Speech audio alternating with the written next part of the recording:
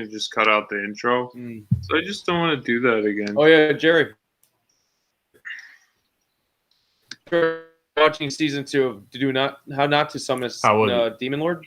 Not bad. Nice. And they dumbed down a lot of stuff from the first season to make it more tolerable for this like average just Joe watchers. Nice. All right, we're officially live. That's okay. So, all right, 3, 2, 1. Welcome to BatYard's Finest, bringing you the finest of Batman and Superman and whatever else in pop culture. I am Josh from Metropolis. I am Josh from BatYard Productions, and here I'm with 2 awesome co-hosts. I'll let you fight for whoever wants to go first because we don't have any. Jerry's in the middle. Go. Yeah. I'm Jerry, still your current resident from the planet Oa. And I'm Mateo. What's going on, guys? See, Jerry has like a cool like thing. I know. I'm just like boring. You gotta think of something creative. You're always just like, oh wait, I go. Oh, I'm Matt. Hi. That's what makes me different. I'm like that guy. I'm just like. Were you about to say you're clever? Because I was like, that's a. I wasn't saying. I wasn't. I did not say I was clever. I wasn't saying that. I was like, Matt, I'm just that guy. Okay. Well, guys, thanks for joining us. I apologize for being late. Next week, I promise we'll officially start on time, and we're going to do Thursdays. This is 2 weeks. 2 weeks now. It's been my fault every time. So blame me. I'll say it live. I'll be that guy. At least I own up to being that person. So do you guys have any BS or any news that you guys want to discuss before we kind of get into the thick of things? I don't really have anything. I actually have a small one. I don't know if anybody started watching Star Wars The Bad Batch yet. I've only caught an episode and a half, but I have a coworker who's been telling me a little bit about each episode. He's a big Star Wars geek, but from what he's been telling me, apparently it's going to tie into The Mandalorian in some kind of way, which I'm very excited to see. Mandalorian's my favorite Star Wars live action series as of the moment. Currently waiting for the Book of the Fett coming this December. Yeah, no, that would be. I didn't know that. I mean, I guess Mandalorian connected to the Clone Wars officially with Ahsoka Tano. So that's pretty cool. True. And whatever the Mandalorians, the Clone Wars one. I haven't seen Clone Wars really at all. We just got a comment from T Pillow 2010. I always read it as bad bitch, no matter how hard I try. That's officially how I read it. I don't think you're alone. True. I know. I like at first glance, you're like bad bitch. Like, oh wait, no, bad batch. Okay. But I feel like it's supposed to be kind of like a play on words like that, maybe. I don't know. I don't know how clever they are. I'd like to say so, but the Bad Batch of clones that didn't follow Order 66. Yeah. Oh, that's what it is. Okay. I was trying to. I didn't know. I don't know anything about the clone. I know the movies. And I know Mandalorian. I almost said DeLorean, man. That's not what it's called. But I don't know the cartoons really that much. No, I'm with you with I haven't seen Clone Wars since they made the 2003 animated one. Yeah, that's the only one I've seen the most of. Like all the other ones, I just kept getting glimpses or cuts of on Reddit or Instagram. Bad Batch, I really wanted to watch that one though. I haven't picked it up yet. Yeah, it looks pretty cool. Oh, so Jerry, what are your official thoughts? Your first impressions, I should say. First impressions is really different because I watched all 4 seasons of, or is it 5? Until the last season of Clone Wars dropped, I watched all of them when they had them on Netflix and before they put them on Disney Plus. And I gotta say, in the movie timeline, it does fill in a lot of the gaps between, I think, episode 2 and 3, and then even some stuff between 3 and 4. Oh, okay. But I think it might just kind of touch on it and give like a foresight in what's to come. Does it jump around like time periods, or does it like take place in one time period? It takes place in one time period, but more towards the end, it started giving you glimpses of what's to come in the future. Oh, okay. And then I know the last season of the Clone Wars that came out, I think, was it 3 or 4 years ago, something like that now? It finally shows the dividing rift between Ahsoka Tano and Anakin Skywalker and how they had their big falling out. Yeah, that's pretty intense. I do have to watch the Clone Wars. I just never got past the animation. I know so many people say that, but they just look like they almost look like action figures to me. And I just gotta get past it. I know like the story is told. Once you get past that, the story is God, it's crazy. Yeah, that's what I hear. I mean, like. They just look like Buzz Lightyear to me. They look like Star Command. That's what I kind of think of when I look at them. But I don't know. I'll watch at some point. How do you feel, Matt? About the animation of the show? Yeah. Just like the whole general. When I saw it, I was just like, I don't know how I feel about it. It's just different to what I'm used to. Yeah. So, like, I'm so used to the original 2 seasons that were back, like I said, 2003, and had more like the Samurai Jack or more like rougher style to it. Yeah, yeah, exactly. I do enjoy that. Then just seeing this, I was like, I don't know anything about it. Then like Rebels didn't help. If Star Wars Rebels that came afterwards didn't help either because the animation got worse than the Clone Wars.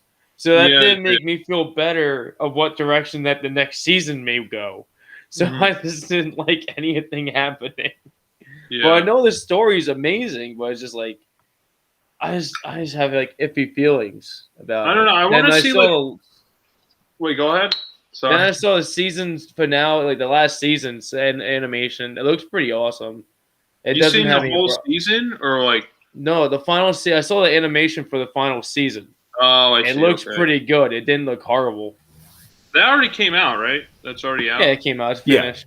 It came out a while ago. Was that on Netflix? Did they release it on Disney Netflix? Plus. Disney Plus. Oh, that makes sense. Yeah, they own them. Yep, they do own them. Yeah, I feel like I want to see like select few episodes that really win me over. Like I want to see like maybe the top 5 best episodes maybe, and then I'm like, like I feel like I need those episodes to win me over to really get like to watch the full series through, so I don't really know where to start. I definitely have 5 good episodes I would recommend you, because when I watch those, when I think of 5 really good ones, and I have the select few in mind, it's gonna just because when I watched them, it's like, oh my God, they really just did this on a children's cartoon. Yeah, that's pretty cool. No, so what are the titles? What episodes? Do you know? I don't remember the titles exactly, but I know one of them has to do with Darth Maul. Another one has to do with Ben Kenobi, and what else? Another one deals with Asajj Ventress and Count Dooku. Oh, okay. Oh man, yes. Those are the characters I would be interested in. Asajj Ventress. Okay, Asajj. It's really weird how they pronounce her name. Okay. If Sonic was in Star Wars, I think I would hate that. I think that would be terrible. You don't know, man. They put E.T. in that shit. Yeah, well, that's cool. That was a cool Easter egg. I know, but then you can have the Easter egg of Sonic and Knuckles and Tails all doing their thing on a floating device. Well, at least George Lucas and Steven Spielberg are friends, so it makes sense to put E.T. in the and Yoda had a cameo in E.T., so it goes full circle, Like he did. Gave him his cameo, so he's like, "Oh, I'll give you, your cameo." Couple decades, but you know what? It happened. I also had one more piece of BS. Okay, If you are a rugged, manly man like me, and you enjoy smelling like a fresh daisy, I recommend Dr. Squatch, the Galaxy Edition bundle. Not only do you get the illustrious Area 51 brick, Moon Rock, but you get my personal favorite, the Moon Rock. And must I say, we're going to get their sponsorship one day. Dr. Squatch, give me your fucking money. Right now, we're not sponsored, but I don't even have Dr. Squatch, and I want to buy it right now. Dr. Squatch. From that pitch. That was awesome. Yeah, they're going to hear this great. Now. Oh, we got Dr. Squatch. Bay rum. Yeah. It's great. Smells amazing. The deodorant is even better. I haven't used them yet. I have to use it. I've been wanting to. Going to buy the toothpaste. Toothpaste. They make toothpaste. It makes they have toothpaste. Yeah, they got citrus or something. It's toothpaste. They got a morning and night edition. Oh, so it's citrus flavor. Plugging for this shit. So it's citrus flavor, so it prevents scurvy. So if you don't want scurvy, brush your teeth with citrus toothpaste. Put vitamin C in your mouth. We know y'all have bad plaque and tartar. we got another comment from T Pillow. I watch Robot Chicken, so I really couldn't complain about the animation. However, the story is so great, it's something that could be overlooked. I would agree. I agree. Feel like I have to just like the first impression. That's all I gave it. I didn't really like dive through, and no one really showed me like, oh, these are episodes you got to watch. So I was like, I don't know where to start. I heard like the beginning is just kind of okay. So I don't know. It needs to win me over for me to get fully invested in the show. Yeah. Yeah, the only episode I saw was the episode when George Lucas supposedly, or like whatever, whoever disproves that Jango Fett is actually a Mandalorian. Yeah, yeah. I seen like. Oh yeah, that was a good one. Dan showed me that one. Keep plugging in. Oh, I'm sorry. Is this the Mars bar? Where did this show? The new soap supported by Lil Mayo? Oh, I'm sorry. I thought that was my beer. Now I actually have to try them because I've been itching to try more bars of soap instead of chemicals. So I think that'll be more healthy for the skin. If you know what I mean. Matt's gone. Matt just like Matt's got eaten by Matt's right here. void. Well, I'm doing something too. Give me 1 second. Okay, so Matt, I have a question for you. So I'm going to ask you while you're off camera. Yes. Matt, so you were mentioning last time about you're like watching podcasts and stuff, right? And you were mentioning some Godzilla series. Was the Godzilla series? What is that? That's more. This is Dr. Squatch. Deodorant. Baby rum. Oh, it's deodorant. They make everything. They make toothpaste, deodorant, bars of soap. What else shampoo do they make? Too. They make haven't got that shampoo. Yet. What about face wash? Toothpaste is on the way. I think they got a face wash too, maybe. And they have a shampoo set. Do they have shave butter? Do they have like? No, they do not have shave butter. They should. If they had that, I'll be buying some. See, I'm giving them free ideas, so they should totally hire us. Well, Dr. Squatch, we're coming for you. So, Matt, I wanted to ask you. You were mentioning about podcasts last week, and you're saying you're watching this Godzilla series about like all the Godzillas throughout the years. Was the Godzilla series, was it Cinemassacres, Monster Madness? Was it that? Because I know Cinemassacres? No, I've been watching Dangerville, and let me go to. I know Cinemassacre, they go through like all the monster movies, and I know one year he did all Godzilla movies. So I was wondering if that's what you're watching. No, one was Dangerville, and let me go further down, and one's Big Action Bill. Oh, those are the two channels. Well, you should check that out. I think you'd like Cinemassacres. Cinemassacres. I'll take a look at it. Monster Madness. They do they do like a different kind of theme each year, and one year they did all Godzilla movies, and they're really short, like they're like 2 minutes like each, so it's like pretty quick to go through. Yeah. Do you guys have any other BSBS or news or anything you want to mention? Because I was looking over. That's why I wanted to ask you that, Matt. I don't think I have anything else. Yeah, I don't really. Aside from the next advertisement of the Area 51 book. I'm sure you all remember when we raided Area 51 and unleashed a deadly pandemic on the world. But we also got this illustrious fresh Area 51 brick soap bar. That's how it started. Ever since we raided Area 51. And smell fresh with bay rum. When the hell was that? When was that Area 51? That was a year ago. That was 2019. That was right before the pandemic, though. That was maybe a couple of months. You know, I never even thought of that. That's kind of funny. You mentioned that. I think that's actually when they when they did the Area 51 raid, they actually put out a bar called Area 51. And they gave it out in loot crates and other products. I had that bar twice in a row in a loot crate. That wasn't a bad bar. That was a good bar. It smelled amazing. Yeah. I'll have to try that. I haven't. I have to. Well, Area 51 is now not any longer produced for that company right now. It's like a limited edition thing, like these this set of moon bars. Oh yeah, that's okay. Well, I'll eventually try the product. I can't say yay or nay at this point. So you guys, Dr. Squatch, this man over here is having a birthday in a few days. You guys should send him a bar or two. That's right. Yeah, that way send me I a bar. Can't tell. I'm dyslexic with my hands. Both of these. Yeah, like who are you pointing at? Definitely send. Well, technically, well, my screen I'm pointing at you guys, but on my screen I'm not. This guy just had. What? Both of these fine gentlemen have birthdays coming up. Dr. Squatch, send us some free merch and bars of soap. Don't you have a birthday coming up? Yeah, my birthday's coming up. So send me a free send us all free bars. Oh shit, we're in a row. When's your birthday, Jerry? Mine is June 5th.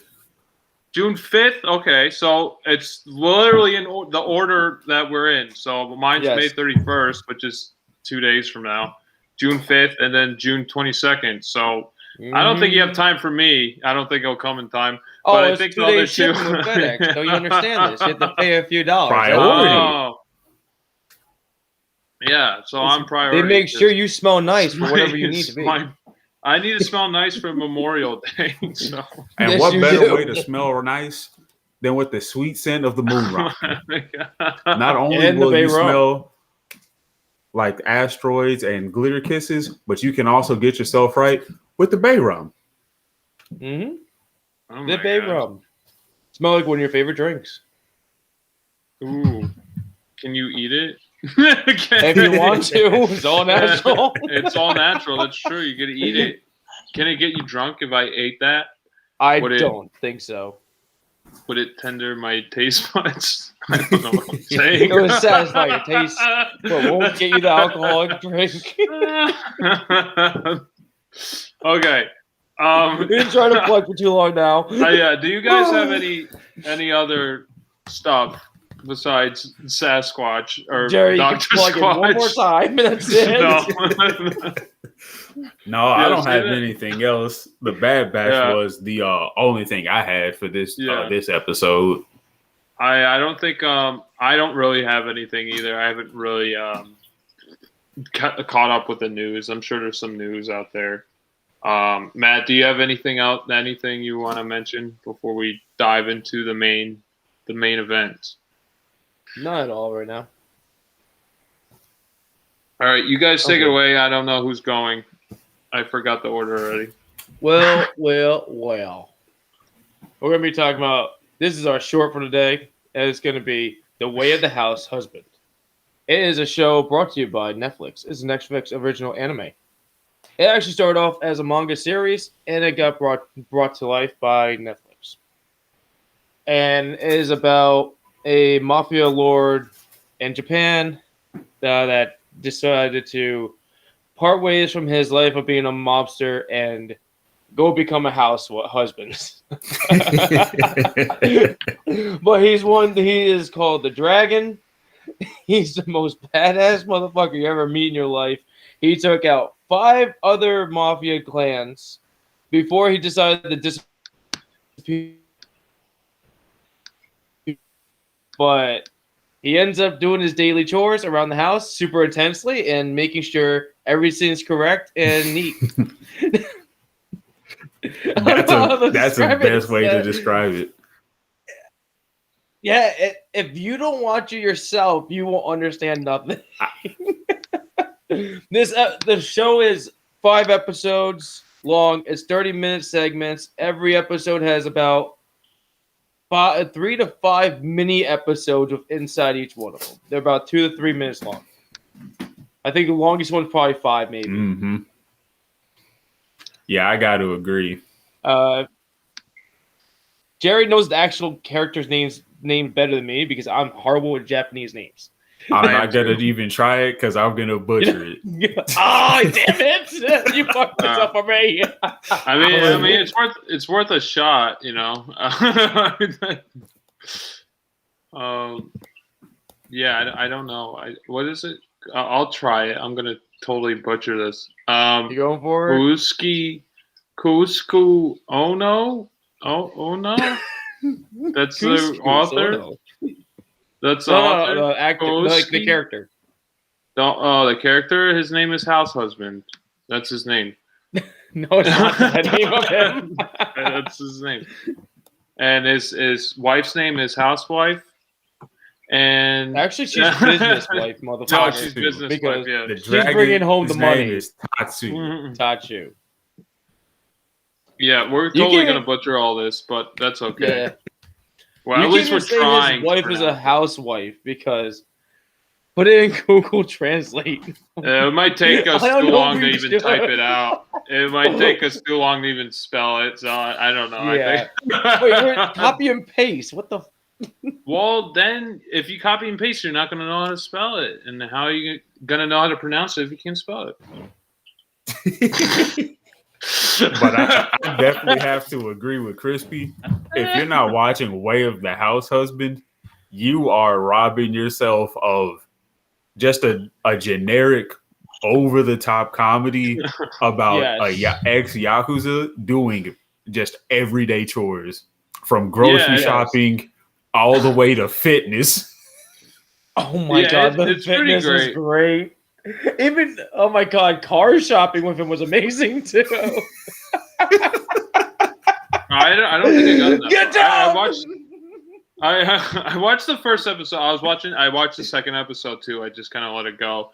And when you said he was a mafia lord, I didn't know he was a mafia lord. I just assumed he was like a ultimate fighter, like One Punch Man, or like a supreme samurai or something. Obviously, he's like withholding himself from his natural abilities and like trying to take the position of a house husband while his wife is all business. His wife, I don't understand the dynamic between the two.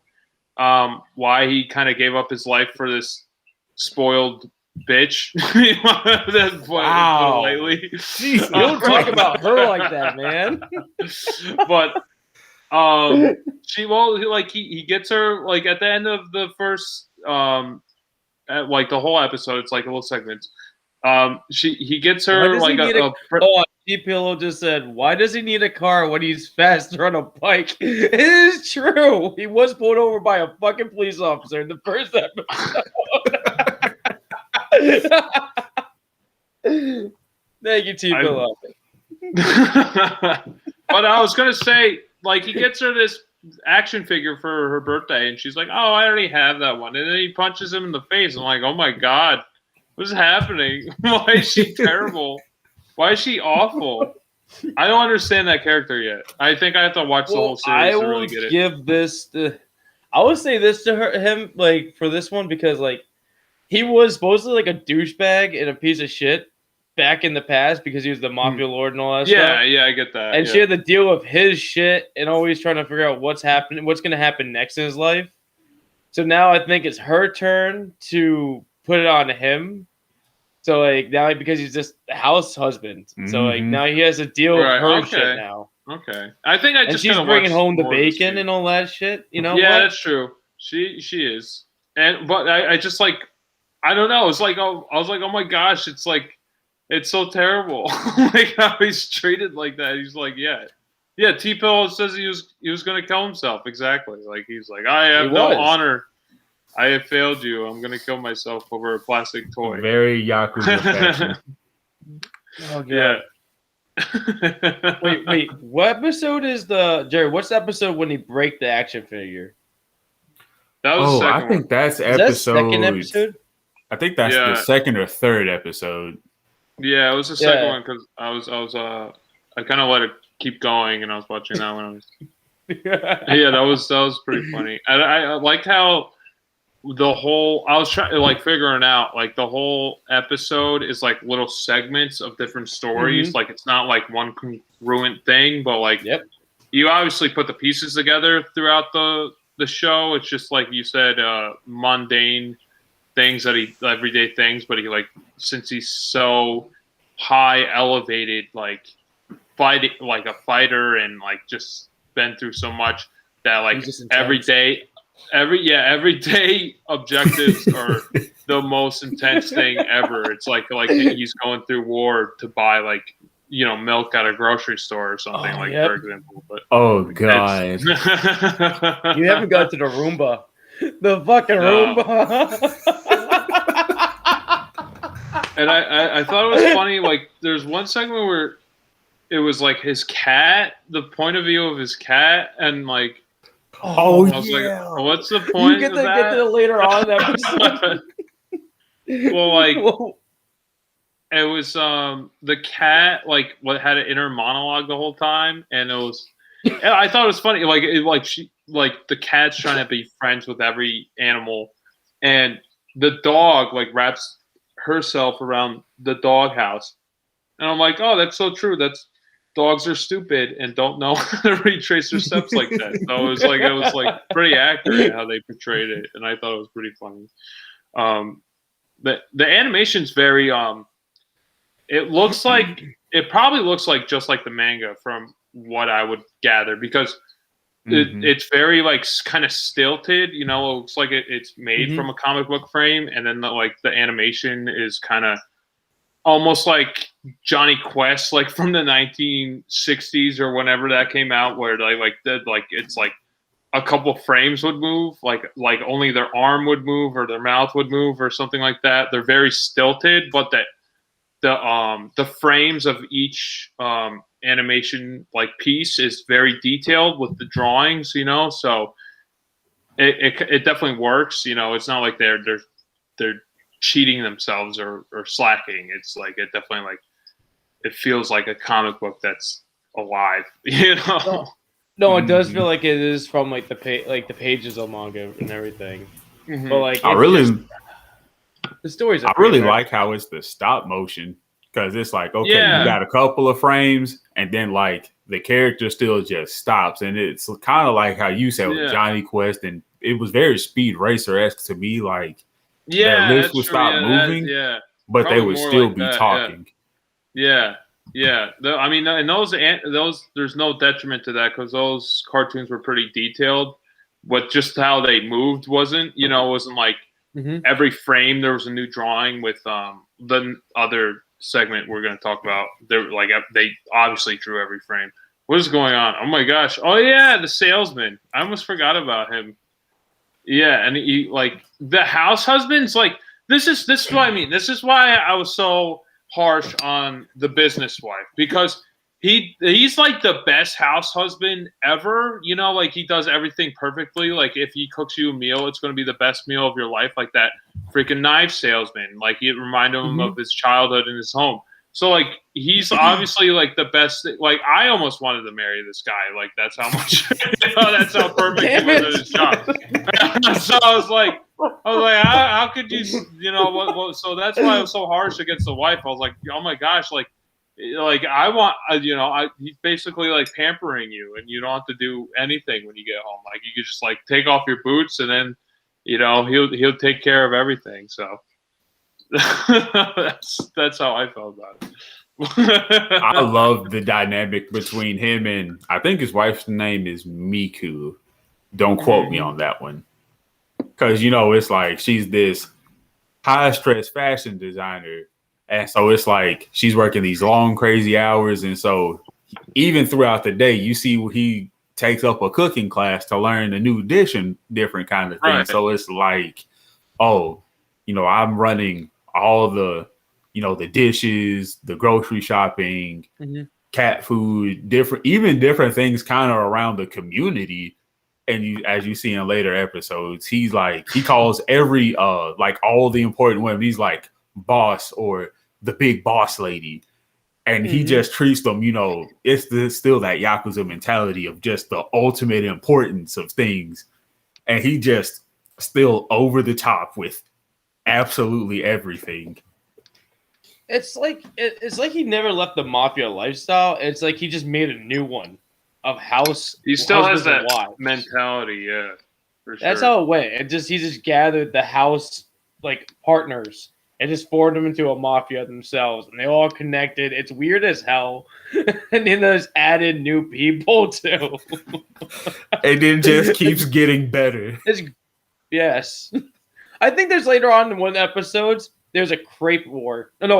Is it the breakfast war? It's a breakfast war with the crepe salesman. With like another ex-mafioso that's like his mafia rival. Yes. You think they're about to fight each other? Right? You think what? With the gloves? Is that what with the No. This happens in I think episode 3. 4. Oh, okay. It is 4. Okay. It's one of the two, but like it's later on in the series episode in the season. But like it's like they're walking up and like there's a guy in a crepes like little shop cart and everything. He's making crepes and you notice it and they lock eyes and they just know it like you look like it's about to be like a fight. But it ends up being like whoever makes the best dish, and then whoever takes the photo and puts on Instagram gets the most likes, wins the battle, and they win the whole freaking day. And then the freaking the main character ends up getting the 1 like and wins. And that's it. And they end it. That's the episode. It's like, what the fuck? It's super intense. It doesn't make sense. It's so That's awesome.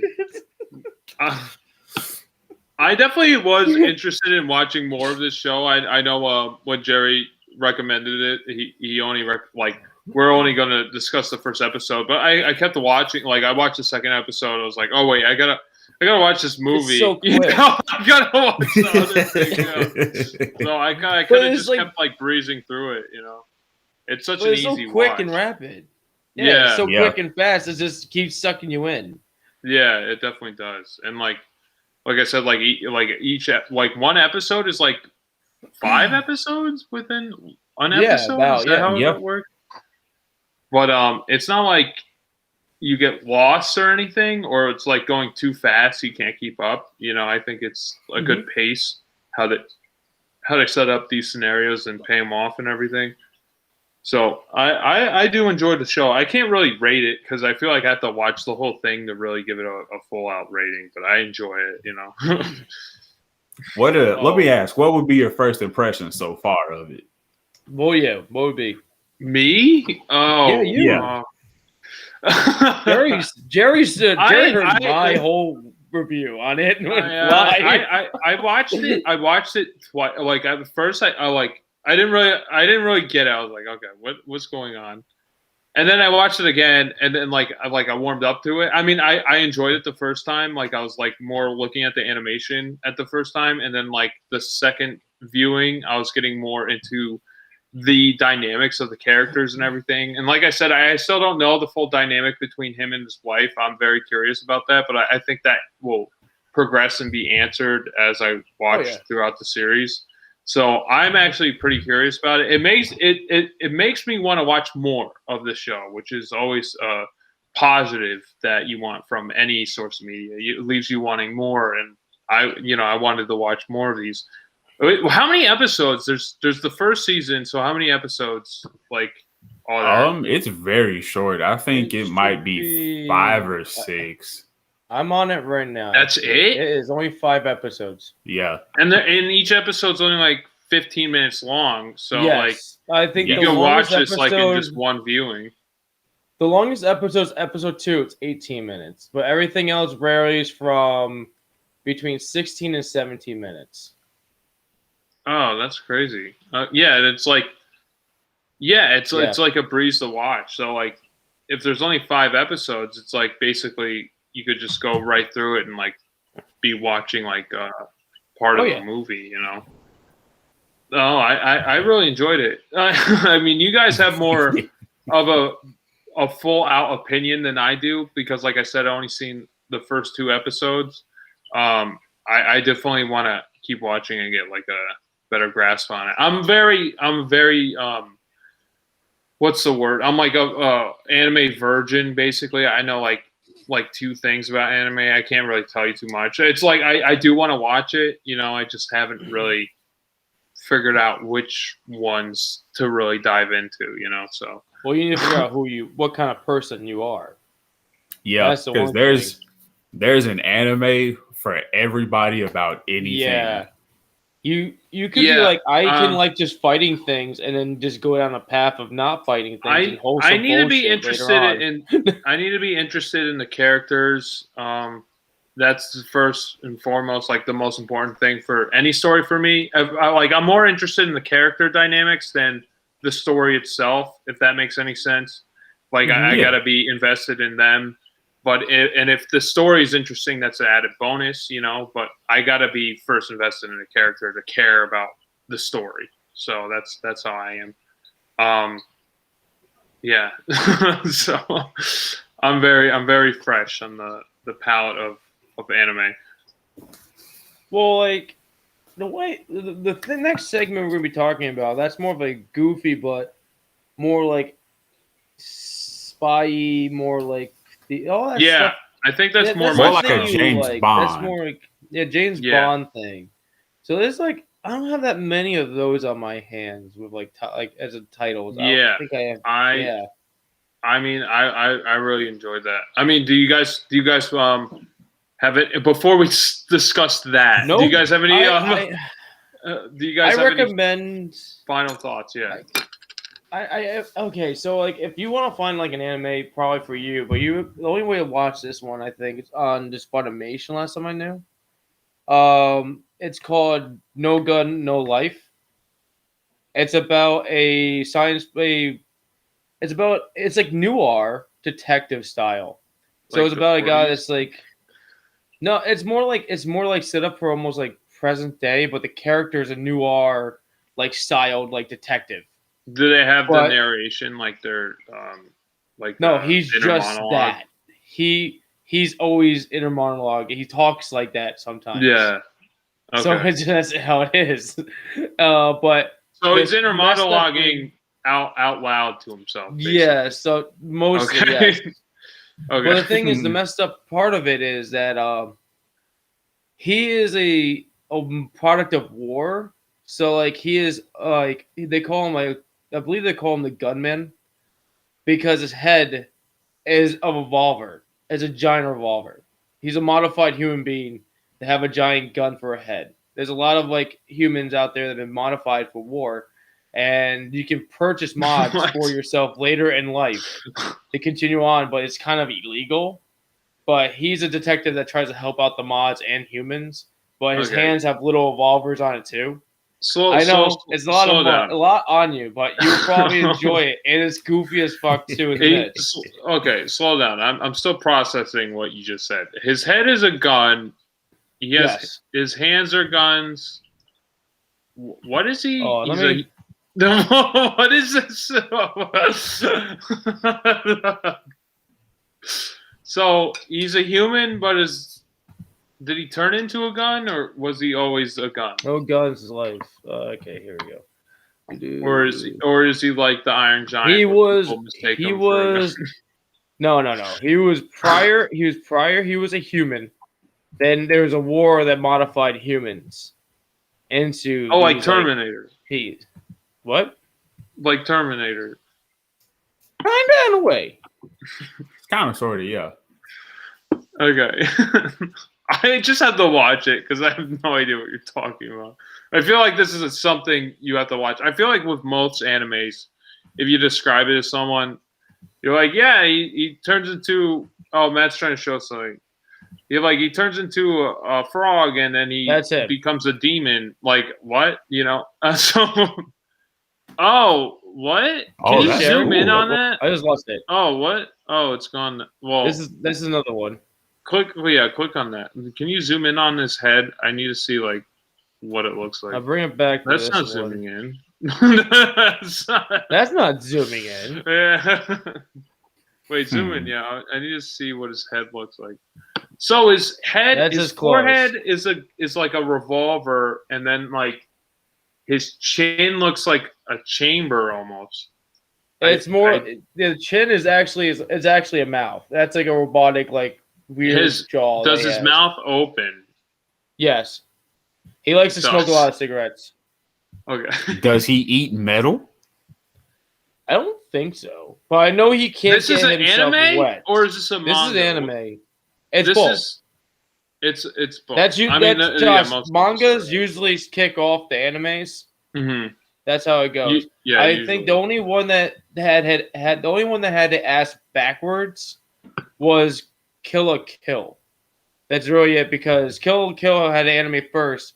Then later on, they made the manga series. They only made 3 volumes of it, and it cut halfway through the freaking season. So that didn't make any sense. No. I lost Yeah. I feel like I said with anime, I mean, once you describe it, you're like, yeah, he's a leprechaun and he turns into a frog. I don't know. That's another anime out there. Yeah. Oh, really? What's the name of it? Leper frog. That time I got reincarnated as a frog. Leper frog. Yeah, no. Someone finds the gold. I'm joking. Someone finds the gold under his rainbow, and he turns into a frog because that's the repercussions of someone finding his gold. He turns into a frog. So I'm just joking, but I wouldn't be shocked if there's something out there. I know you're joking. I was trying to finish the whole. I know, but story. No, but it could be a real thing at the same time. I'm trying to say though. Oh my god! God, that sounds. That's what I enjoy about anime is it doesn't seem like they narrow themselves down to just Japanese culture. It seems like they kind of like go full out like worldwide. Like it's not like they're always just from Japan. They could be from Europe or the United States or anywhere. I think my favorite one would be Full Metal Alchemist, because that one actually. They just create a whole new universe, and they like have just a bunch of like cultures and races all mixed together in the badge, and different kind of sciences and technology in the midst, and actual I think religions too in there. No religion too. What? Never mind. So T-Pillow also said, God, that sounds like I'm gonna say this completely wrong. Jerry, can you help me with this? What is it? Tetsuo, the Iron Man. What is that? I have not heard of that one. Is that the Leprechaun one? No, I think she's talking about gun life. I'm pretty sure that's Leprechaun one. Oh Jesus! And that movie was. It's troubling as fuck. Oh, what movie? Which movie? The Iron Man? It must be like a Japanese horror anime film. I'm unfamiliar with it. I've just kind of got back into watching, anime films. It's a Japanese horror sci-fi movie. That's pretty cool. I haven't seen like any animated. Is that a live action movie or is that animated? It might be animated. Sounds like animated, yeah. It sounds like it. You never know. Their technology is kind of weird and wacky with movies. They do a lot of work with no budget. It could be, especially like I know this is a different like Hong Kong cinema, like in China, they like go over the top, like cartoony, Yes. Like, yeah, you got that. Right. Soccer or whatever it's called. We'll have to do one of those at some point. A soccer anime? No. The what? A soccer anime. No, it's not soccer anime. It's they do it in China, but it's live action. Okay. It's wild. Oh, it's live action. So it was a soccer anime. It's live action. See? The Iron. Okay. Now I kind of want. Now I'm interested in this. Yeah. We're falling down a rabbit hole. I cannot copy and paste. Matt can't type.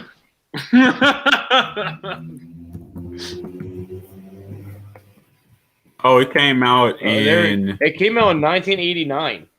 Ooh. Oh, that's the year I was born. Not really. Oh my god! What the hell is this? Let's get some Google images going on here. What? Yeah, show us. I want to see it. Show us the image, man. Oh, I'm working on it. Hold on. Jerry, you got anything they first? They came out with me? so many weird, disturbing movies back in the late 80s and 90s for Japanese horror from T-Pillow. I haven't really seen too much Japanese cinema or Hong Kong cinema. I feel like I have to branch out my repertoire. Are you showing us an image, man? No, hold on. I'm working on it. Hold on.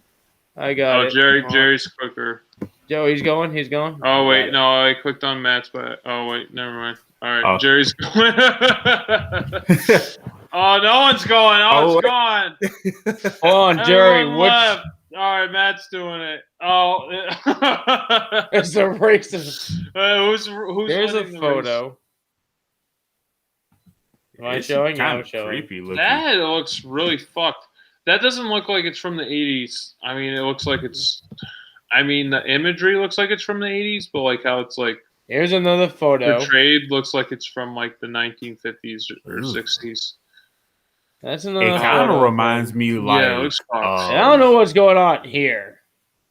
It reminds me of like, what is it? It was that movie like where it's this alien thing that can meld with you and like take your form and everything. The Thing. Is it the? The Thing. Oh yeah, that's a great movie. That's one of my favorite. It kind of reminds me of that. Yeah, that's one of my I need to watch it. That's the thing. You never seen The Thing? More. That's the thing. No, I'm talking about this. Oh, this thing. That's the thing. I haven't seen The Thing. There's been too many things. No, I haven't seen that either. That looks like. I think T-Pillow gave us a movie. Huh? I think T-Pillow gave us a movie to watch. Yeah, we'll have to watch it. Somewhere down the road. Put that on the list. Yeah, for sure. Maybe in October where we want to scare ourselves, fuck ourselves. Hey, T-Pillow, if you keep following us on this chat, you better remind us. Yeah, remind us in October or late September. Set a reminder, Google. Yeah, we should do. No, this is just like thinking out loud. We should do like Halloween, like horror movies throughout September to October, like leading up to it. I think that would be pretty cool. What is happening? Are they doing yoga? Oh my gosh! Yeah, this is the fitness episode. You don't show too much of it, or we're gonna get copyright claimed. It's all fucked up. Everything glitched. Oh no, it's a trilogy. Oh my gosh, we gotta watch all of it. I'm scared. Oh my god! I'm already scared. I haven't even seen the movie, and I'm already scared. What did we start out with? Did we watch the first one? Oh yeah, or all of it? I think we start with the first one. Or do we watch all of it? Down. No, let's start out with the first one. I don't know if I want to be like mind-numbingly brain dead after a whole trilogy. It's a trilogy, so good. Look, I love that. Okay. Oh. Okay. Yeah. So yeah. So remind us in September not to do that. Oh my gosh. I'm scared. Now I'm dreading that almost. Oh no, what have we done? I was gonna say I don't think this is gonna be the worst thing I watch. No, definitely not. Oh man. Okay. So you guys have any final thoughts on The Way of the Househusband? I almost said the wrong title. I'm gonna rate this. I'm gonna say at least. You rate it. I can't rate it. I feel like I know. Between me and Jared, we should rate. You guys rate it. Whatever. Matt's frozen right now. I'm gonna say, dude, it's only 5. Dude, it's only 5 episodes. I'll give it like a 5 out of 5 rating. Oh shit! So, like, let's go like a 1 to 5 rating. And so I'm still gonna go with 5 though. Is that great for me to watch? Oh, 5 out of 5, not 5 out of 10, right? So 5 out of 5. Yeah, because it's only 5 episodes. Why not go give it a 1 to 5 rating? Okay. Every episode doesn't disappoint you. It keeps you wanting to go further. I was like asking Jared, I'm like, is there a manga for this thing? And he's like, oh, I don't know. Usually there is. And I'm like, I believe I went on Amazon and I found a copy of it for only $10. I have too many mangas I got going on right now, so I'm gonna hold off. But I am thinking about getting it. You and me both. But I have to. If I did it out of a 5, I'd do the same thing. I'd give it a 5 out of 5. Each episode is so vastly different, and even within each episode, it's some kind of adventure. Whether it's him by himself, him and his wife, him and different people in his community, him and one of his cat. Him and the cat. And his cat. You can make the whole thing about him and the cat. There's literally an episode of his cat. Literally an adventure of his cat. That's it. That's in the first episode. That's one of the segments of the first episode. There's more later on where he's trying to take a poop. Wait, I do. Why do I remember that? Is that in the second episode? It might be. Yeah, I'm not very sure yet. I remember watching that. Okay. Yeah. From me not rating it is. I would recommend it. It is second episode. Okay. I'm there. All right. Well, from me, not rating it, I would definitely recommend it. It's like a pretty breeze. It's like a breeze to watch through. Like I feel like I could have just watched through all the episodes throughout one sitting, like very easily. So it definitely holds your attention, and it made me want to know more about the characters and the universe. So I thought it was pretty fun. It's a fun time. You want me to buy you a copy of the manga? I'll just borrow yours. No, I got enough. I gotta finish reading. What's one more? Just what's one more? Yeah, I know. Let me finish at least one of the books, and then I'll get back to you. Because I gotta finish Christopher Reeve's autobiography. That's an interesting one. It's pretty intense after he gets his accident. It's like, oh my gosh, Demon Slayer. I'm in the middle of this. Demon Slayer. I'm in the middle of Kaiju number 8, and oh my gosh, and I'm starting that. That's tomorrow. I haven't read any manga, anything, so I would be super fresh on that. You know, I'd be excited to read it. So okay, so let's move on to the next segment. Jerry, the stage is yours. So the feature film we're going to be discussing is Lupin, and I know I'm going to mess this up, but I'm going to try my best not to. Lupin and the Castle of Cagliostro. You know, yeah, that's how I would pronounce it. Yeah, that's how I would say it. I don't know. It's an Italian like runoff, so yeah. Okay. I gotta say, it's my first time like ever watching a Lupin film. And really? You never seen this before? This is the first time for me too. So for both of you guys? Okay. Yeah. And I have to say, like, I've watched the Lupin series because it has different iterations over the years, but this was my first film. And I have to say, it's basically like they took one part of the series, threw it in like the 70s or 80s time period and just went crazy with it. And it just, it starts off with Lupin and G. Well, they call him Wolf, but we all know him as Lupin. It starts off with those two pulling a grand heist from a casino, laughing on the highway, just dodging in and out of traffic, saying, we're rich, we're billionaires, we're millionaires. And then they realize, like, oh, this is counterfeit. And so then that just starts, that's just the baby steps of a grand, heist and adventure of, oh, hey, we can go here because this is where they might be making all this counterfeit money. Mm-hmm. Or, hey, we should help this random girl who's actually royalty. And it's so many just layers to this as you keep watching and it unfolds together. And just how everybody on the team just joins in at pivotal moments. How, it's Wolf and Jigen at first kind of just doing the setup and prep work. And then Goemon comes in as backup and support. And the femme fatale, Fujiko, she's been there working undercover the whole time so she could steal the printing plates to make her own counterfeit money and different things.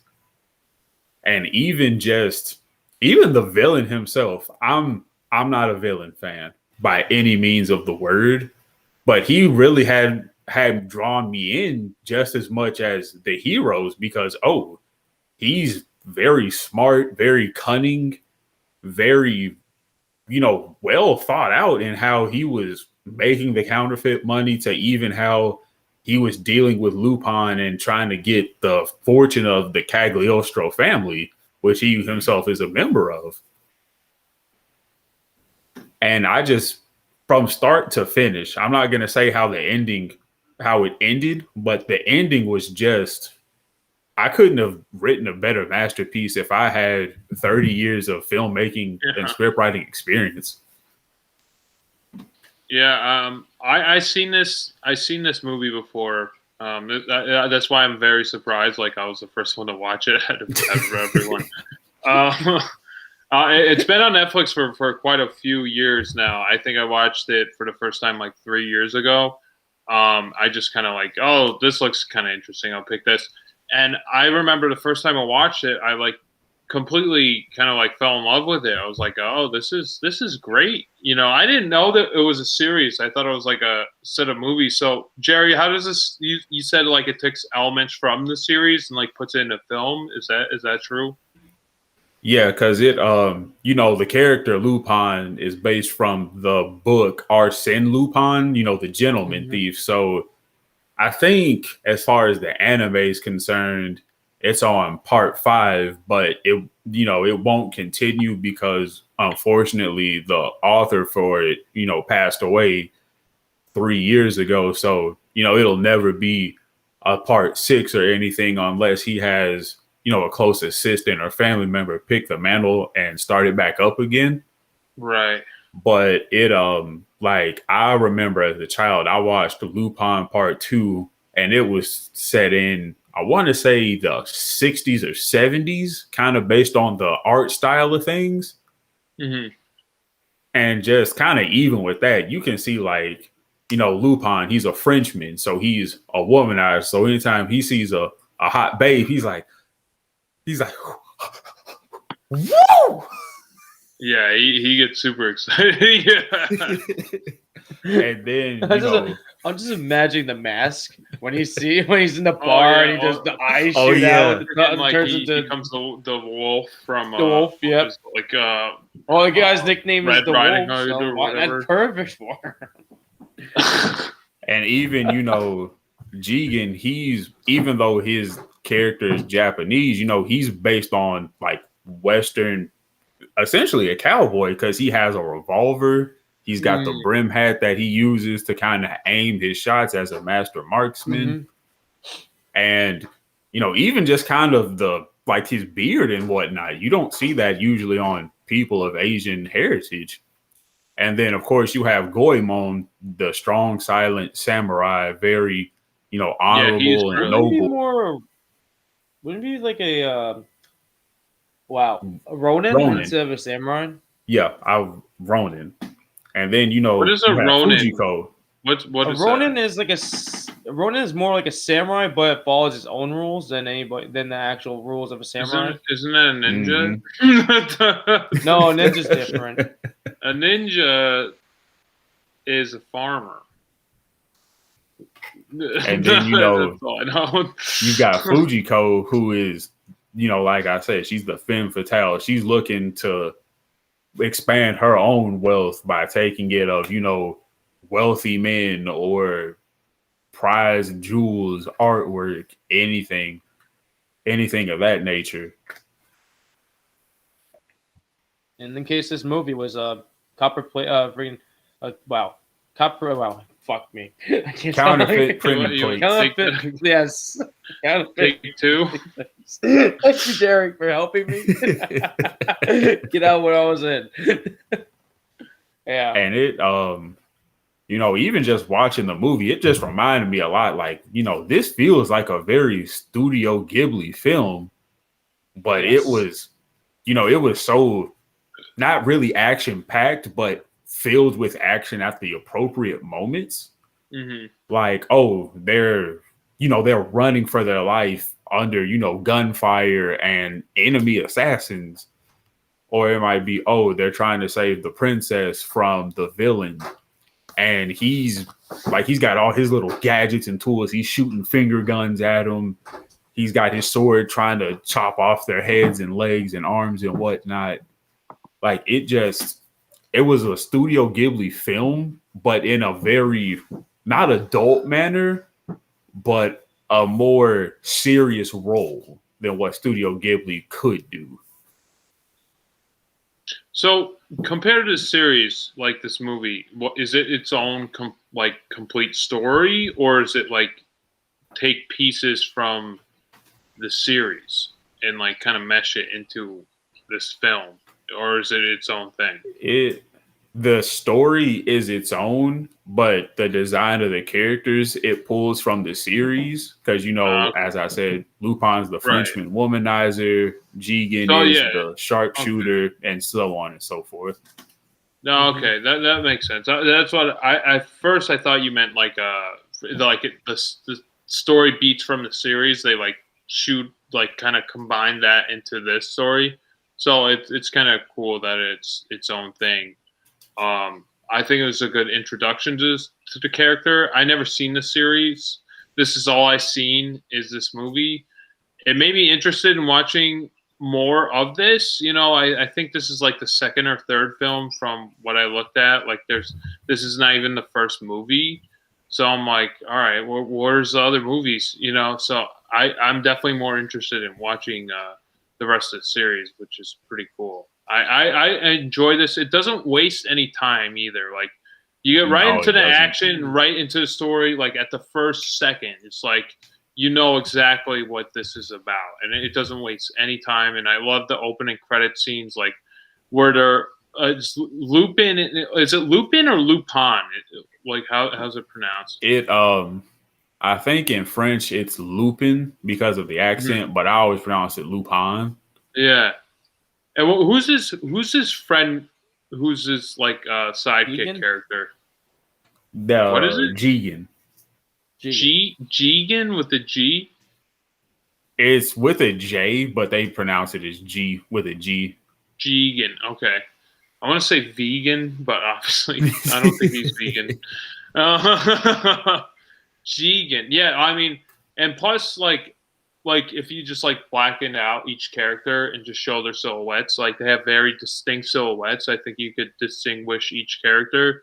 And Jigen, I liked his dynamic and their beats, the character dynamic between Lupin and Jigen.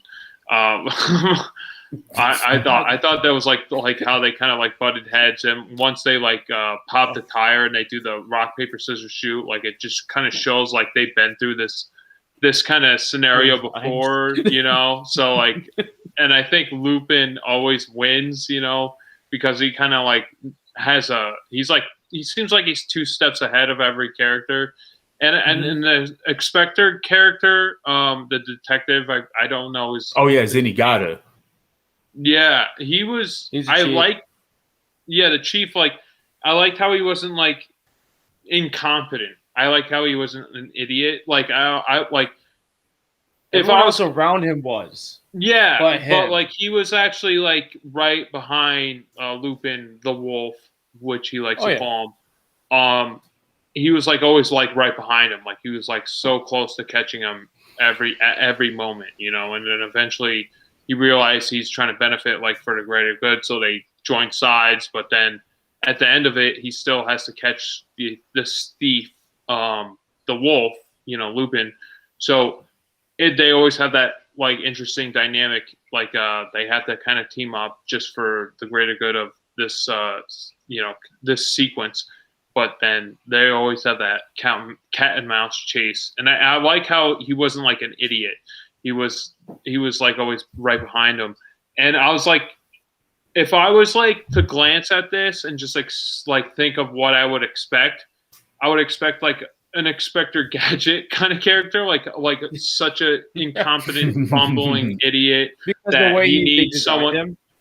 No, not how he's designed, just how the like the cliche of like the cat and mouse, like if it were following the the like thief character, like the cop obviously has to be an idiot, you know, like for him to get away all the time, but he's not, you know. So that's what I enjoy about it, you know. It's not like with Inspector Gadget how his niece and his dog have to take care of him throughout the whole series, you know, like he actually can stand on his own. So that's what I enjoyed about it. And yeah, this was awesome. It didn't waste no time at all. Like all the action pieces like fit very well, and I liked how eventually we kind of realized why Lupin wants to help the princess. Like it's not flat out stated right in the beginning.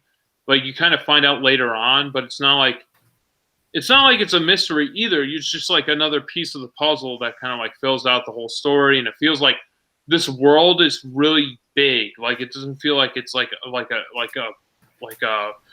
pigeonholed. Like it doesn't feel very narrow. It feels very worldwide, and I liked how they showed the UN like arguing with with Russia, you know, the Soviet Union versus the United States, which was when this was made, like in the midst of the Cold War. And it's kind of funny to see the outside perspective, you know, since this was produced in Japan, of the Cold War, you know, basically. And I liked how they like poked fun at the politics of everything. And I thought that was pretty clever what they did with it.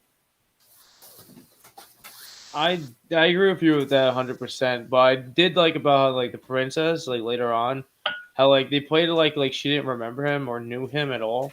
Yeah, and then she knows. Later on, she does know him. She's like, you are that man from when I was like from 9 years ago. You were that guy. I thought I was just trying to piece it all together. I liked how I came for a whole circle, like the full circle with that. It wasn't like Lupin is like just making it up. And or just saying like or some bullshit just to get his score out of this castle. Like that was like the one thing I did like. I like the including with the you guys are talking about like the character like dynamics. I do like the character dynamics between Lupin and Geekin. They have like the rough bun that I'm never gonna say the names right.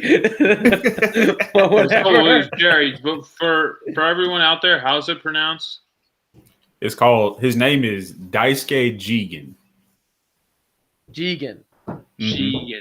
Daisuke Jigen. Am I saying? I'm probably saying that wrong. But go ahead. You actually said it right. Oh, thanks. Okay. I feel a little better about myself. I'll stay in the dark. All right, go ahead. Man. I like the dynamics how they do butt heads. They both have their same different ideas, like you're saying. But with like these two characters, I do fall for Jigen. I do fall. I like his character a lot more because like they drew him rough. They made him a rough character, and like every single time he does something is always in the midst of hell or something bad's happening. Like Lupin leaves him in the firefight, and he's just sniping people with no scope. Just with his freaking gun on the castle. It's like, I gotta do something with this shit. I don't know what I'm doing. I got this. And like every time he pulls out a cigarette, the smoke is never a perfectly straight cigarette. It's always jagged, like, just like him. Yeah. It's like it represents his character. That's the one thing I like about it. So like everything about him has these little spots about him. And I like enjoy him, including he's just more quiet to himself than more out and alert of like stupid crap than like usual sidekicks have in some animes. They're always noisy or stupid. He actually is like, he's pretty reserved. Yeah, I'll wait for my part to come. Yeah, that's what I liked about him too. He didn't seem like a stupid, like the comic relief. No, even though he was kind of funny. He didn't seem like that bumbling character either. Like he the only part like he was confused is when they're swimming under with the scuba diving gear, and Lupin goes over the edge on accident, and he goes under. He's like, "Well, where am I supposed to go, boss?" Like, this is then not they the have right these plan. He pops out the cameras. hole in the wall. Yeah, they're like heat sensor cameras or whatever, and they like literally shoot lasers. Like at the first sign of movement, which is pretty wild. And it seems like they did a lot of research of like ancient Rome and like all these kind of beats with like medieval history and stuff like that. Like it seemed like it was very rich with history, and that like they didn't fake it either. Like obviously like they took the notes from like different cultures and everything like that, and they just kind of melded it all together. So I think that's why it kind of works for me, because it's not like it's like Japanese culture representing, Italian culture, Catholics, just like everything and anything. And it just kind of like meshes into this neat blend of just all these cultures. It's like a melding pot of like all these ideas. And that's what I liked about it. It wasn't just like one essential, like, this is how you see the world. This is it. It was just, and it made the world much more large and expansive, that it didn't narrow itself down to like just one thought process. And that's what I think I appreciate the most about it. And the animation obviously was awesome. Like it's all hand drawn. This is 1978. So like every frame it's moving. It's not like no detriment to that Househusband. That was very purposefully, like only some segments were animated. But like with this, like every piece was animated, like the camera movements, and like it was just like very interesting and dynamic how they portrayed the fluid of like movement in animation. I thought it was pretty well executed throughout the whole film. And like you were saying, Jerry, I thought it was like an awesome art piece, like throughout the whole thing, like having like so many years to write something like that. Like who knows, like if we could come up with anything like nearly as good as this, and animation, like you could do anything you want, and like they fully utilized it. And I think Lupin would give Batman a run for his money, So I would love to see the Adam West Batman go against him. That would and fit. Well, that would fit. Done. Yeah, that would fit more than like Mike. I don't know. That would fit more. I think that would probably be the best Batman to fit, because this is obviously more comedic world that they live in. So like that Adam West Batman is very like a comedic character, like very flamboyant, and he would fit this world more than like, I don't know, Ben Affleck's Batman, Murder Man. Mumble, I punch you in the face till your teeth are knocked out. Yeah, exactly. Oh man! Until you say Martha. But yeah, I mean, I fully enjoyed this. I definitely want to watch the other movies. Like it made me interested in watching other movies. I just don't know how to access them. Like I don't know where to watch them. We have a comment from T Pillow. She said Lupin can beat Batman's ass with prep time. That's a bold statement. That's awesome. I like that. Well, I was I was watching it too because I was thinking like Batman animated series. I'm like, oh, he's only a guy. Lupin's only a guy, especially like those swimming sequences, like where he feels like he's almost about to drown, like where he's going through the water well or whatever. That was superhuman strength. He was yeah. Well, you even see the fear. You even see the fear in his eyes when he's getting on the water, like the waterfall. Oh, yeah. Like his eyes just like are fucking bulging out of his head, and like I like that aspect. It made him more human. Like he wasn't like superhuman. Like he gets shot, he's almost dead, and then like that's when we get the backstory. Yeah, and then you get the backstory. I didn't like that why he wants to help. I was like, shit. What do you mean? Oh, of course you're not supposed to like it because you're rooting for that character. I know.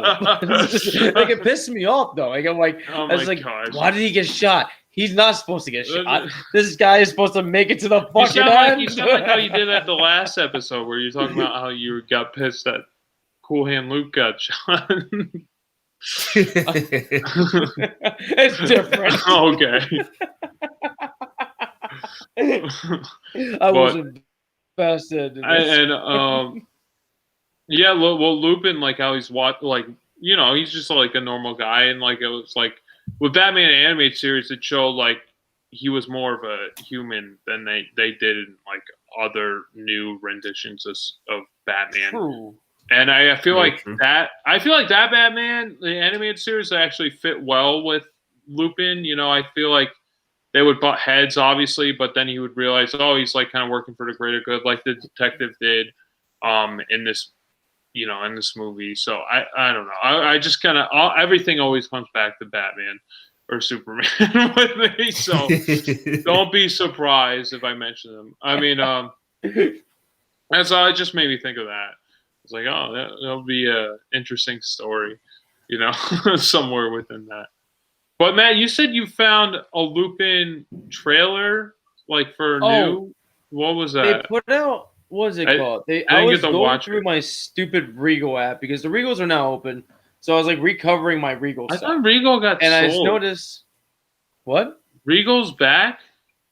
Regal's back and it's kicking. I thought they like got bankrupt or something. No, they're kicking. They're doing their things. They're bringing back like old movies that were just put on like. What? Did the government help them? Like give them a bailout or something? I don't know what they did. I don't know, but they brought their back. They're putting out movies that are like older that didn't make it to theater, but they made it online. But they're putting those in there, keeping some movies in longer than they should be. They're bringing in profits for themselves. But I was going through it and I saw like you can have a card, like a picture for your stupid Regal card on your phone. I was looking through it to see if I can find a cool new Godzilla versus King Kong one. And I said Lupin. I was like, Lupin? I'm like, what the? I looked at it close. I'm like, that's him. And it's for 2019. It's a 2019 movie. But it came out 2 years ago. But they're showing it now? No, it's when it came out, they made an icon photo for you, for your a little icon for your card. So I must have missed it then. But it only came out for like 2 freaking days in October. It's kind of like that's how usually most anime movies go. I saw it was like 3D animated. It obviously looked more modern. Jerry found it. Jerry found it. Yeah. It's legit. There is one. Yeah. I mean, I kind of wish like I didn't watch the trailer. I just kind of wish like when you sent it to me, it looked like the same I wish it was just like hand-drawn animation. I think it would have. No, it's 3D animation. It's like it's like Pixar. Yeah, it's like Pixar 3D CGI. Yeah, it's like that and like all that junk and like the story. When I watched the trailer, the voice actor actually I dug in more deeper with that. Josh, it actually is the original voice actor for American dubbed. It actually is. His name is Tony Oliver. He is from the original series. Yes. He actually was from the original movie and the series. And like all that stuff, everything. He's been through it all. So he's actually in it, and he's the feel of the movie feels like the movie, like the movie, and like how he was brought to life, the goofiness and all that. but it is kind of weird seeing it in the 3D animation like stuff going on. But I think once you like get to the story and with the character, I feel like that feeling will go away. Like how we were discussing Star Wars, the Clone Wars. I feel like once we get into the story and with the characters, I think we'll give up on like the CGI bullcrap. Yeah, I just wish 2D animation would make a comeback because like it seems like it's like a dying art form, which is very disappointing. So does fucking computer animation. I mean, it should cost the same amount to produce like a 2D versus 3D. So there's probably no difference between the cost. It's more with the 3D is more like the cost of like is like they buy a program, they pay for the yearly subscription. That's not that much for whoever is using it. Then they pay the fee for the person making the. You could say that about 2D animation. But 2D, they have to buy supplies, the art, like all this stuff. That's all like in there. That's more cost effective to the production crew for that. And I don't scrap it. I would highly disagree. A lot of people, because if that was true, then every television show that's a cartoon would be 3D animated, and it's not because most of them are 2D, like on Cartoon Network and Nickelodeon. Those are 2D. But a lot of them are starting to use the same character design format. Yeah. So I mean, Jimmy Neutron, that's a new show. They started it. But like a lot of like the most like with the genre this falls into the anime lifestyle, a lot of it's starting to fall into the mixing. Or like mostly you're drawing off computers for like 2D animation. That's fine. I'm just saying like with all the 3D stuff that we're getting, like with I don't know. I can't even name a movie that's over fucking under 5 years old. I was gonna say Shrek because that's a new movie. Shrek did just drop its anniversary, 4K ultraviolet. The 20th anniversary. Shrek is like we're older than Shrek. DreamWorks, give us money. Yeah, DreamWorks. Come on, Steven. I know you produced it. Give me something. Yeah, you can say things like Walt Disney does. Oh God. But no, I just don't want a whole art form to die. That's what I don't want. Obviously, 2D animation will always be there. It'll always be on television.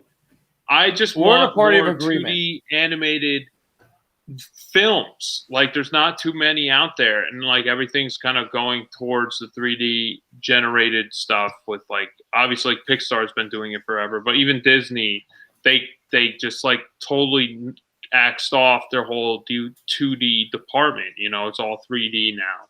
Like, stupid, like Frozen. Even though Frozen is not a good Tango, movie. Frog Prince. All of them. Well, the Frog Prince, that's not what it's called, but the Princess and the Frog was 2D. That was the last 2D film that they produced. 2D? Yeah. And I actually like that movie. I was seeing a lot of 3D for that. Never mind. Well, you're wrong. But no, that was the last 2D product that they produced, and then they I don't think they like made enough money with that, so they're like, oh, 3D is more lucrative. For some reason, I think it always goes back to Shrek, because like Shrek was like that 3D movie that was kind of like kind of riding that edginess, you know, like, oh, this is not like, you know, parents can enjoy it too, like it has an edge, you know, like they have these like kind of like you know, like kind of like, you know, these jokes that aren't really like for kids. And it kind of all goes back to that. Like, I feel like ever since that, like, people who have 2 brain cells, which is most of the population, is like, oh, Shrek was 3D. I like adult jokes, so all 3D movies are like more for appropriate for like adult humor, which is completely false. Like, it's just stupid. The argument just doesn't make any sense. But like ever since then, like 2D's just been on that the downgrade. Like it just like dropped off. Like it's non-existent really. So Shrek, I blame you. I blame you, Shrek. Shrek. Then we can go right back to Toy Story 2.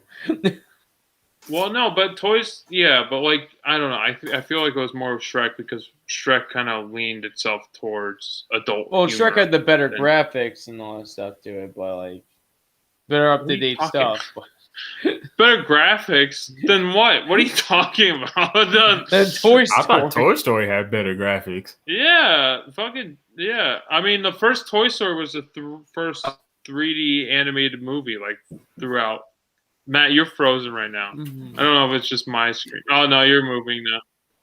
Am I? I got low internet. No, well, Toy Story was the first like full 3D animated movie, and then Shrek. I feel like Shrek was the catalyst to like kind of push it towards like adult humor. So I think that's why. But Lupin, you guys, what are your thoughts, Matt? Because this is like your first introduction to the character. I mean, this is the only thing I've seen. I haven't seen the series, so. I kept on like I remember you brought this up to me like about a year or two ago. Mm-hmm. And I remember you like kept on saying to me, I'm like, all right, I'll check it out, but I always put it in the back burner because for some reason I just looked at the front of it. And I just looked at the thing, and I mostly would focus on the main villain on the cover of the poster, and it just looks ridiculous. Yeah. And I was like, if this is majority of what I'm gonna be seeing is this thing, I'm not gonna deal with it. Yeah, but he barely wears that thing.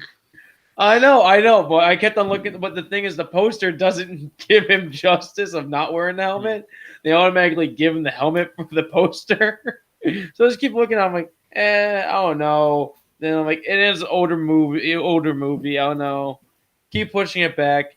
Then we kept bringing it up. And then you keep bringing it up every year to me, and I keep doing the same thing. And after the last podcast, we were talking about movies and all that stuff, and Jerry's like brings it up, and he makes it our selection for this week. Yeah, and I have a feeling because I told this story to Jerry, he locked it in so he can force me to watch the movie for once. Well, even I was recommending it to you, and I don't know anything about anime, so you know. I know.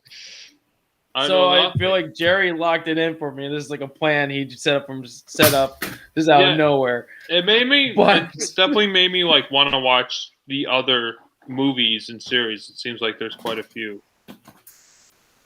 No, but like after finally getting to watch it, like I enjoyed. I seen the trailer of it, like the preview they do for their Netflix thing, and I saw that. And I was like, oh, I'm used to seeing this part. I love that part. I like having it. Like I love how he just like the thing is like I love how he just has that key eye, Lupin. Like when he sees the counterfeit money, he just automatically knows. Yeah. He's like he's two steps ahead of everyone. It seems like. He's automatically knows, and then like later on, like it just. The story just keeps progressing, and like every character you get, like everything that you get is all these new characters, and they have their own like new way of adding to the story with their characters design, and I just kept loving it and enjoying it. Like the one character you get to meet that was the maid, and then she becomes the news, like she ends up becoming a news lady. And she ends up following the chief of police down the freaking hole in the secret door in the wall with the camera. It's like, whoa, it looks like I'm going down in the chamber with him. And then she chases down with the freaking wired camera. I'm like, I'm enjoying that. And like that kind of like gives me like that Dragon Ball Z vibe with the girl with Launch. Like she can be this one character, and then until she sneezes, she's a different fucking character. That's what I was enjoying with this one. Well, she has like many disguises. Characters. Yeah, she had many disguises. But Launch only has 2 characters. But with her, it just felt like the same thing with her disguises. Keeps flopping.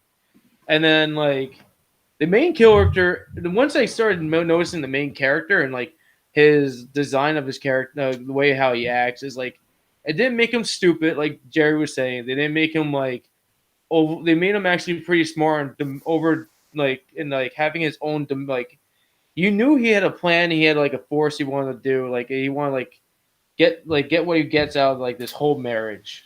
There's this whole setup for it, and they told the story pretty freaking awesome and right with it, but his demise is pretty fucked to it.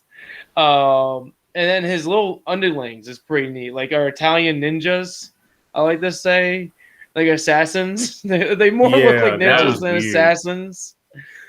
Like I love the way they move. Monkeys on the roof. I don't know if you noticed that, like on the I noticed they're more like chimpanzee monkey. Like yeah, more like apes. Yeah, it was very interesting. Moving very primitive. Yeah, like they're like slunked over and they're like dragging their knuckles basically. I thought it was a cool look. Like I liked how it looked. Like it definitely kind of portrayed. It was a different like atmosphere and weird feel, like the feeling for it. And they had like two different models. They had the standard like assassin model. Then they had the frog type, and like they had different like abilities meant to, like put to the gloves that made me feel like better about the show, like better about their characters. Like everything snowballed. I literally loved everything about it, and the ending was a lot. I was expecting a different outcome with the treasure wise. Yeah, because that's kind of what I thought it was supposed to be. I thought it was supposed to be like in the like. I thought like they said it was the clock tower was the key. Like there was where the treasure was.